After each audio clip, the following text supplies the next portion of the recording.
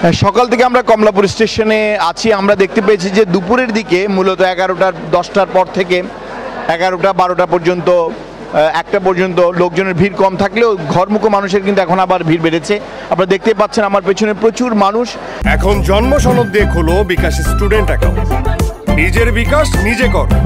যারা মূলত দ্বিতীয় পর্বে দিনের দ্বিতীয় পর্বে যে ট্রেনগুলো রয়েছে, আন্তনগর ট্রেনগুলো রয়েছে, প্রায় 23 জোড়া ট্রেন রয়েছে, সেই ট্রেনগুলোতে বাড়ি যাওয়ার জন্য তারা স্টেশনে আসছেন। মূলত একদিন পরেই যেহেতু ঈদ, মূলত আজকেই সবচেয়ে বেশি ভিড় হওয়ার সম্ভাবনা রয়েছে এই বিকেলবেলায়, এবং সেটির জন্য ব্যবস্থাপনাও এই কমলাপুর স্টেশন কর্তৃপক্ষ, রেল কর্তৃপক্ষ নিয়েছেন।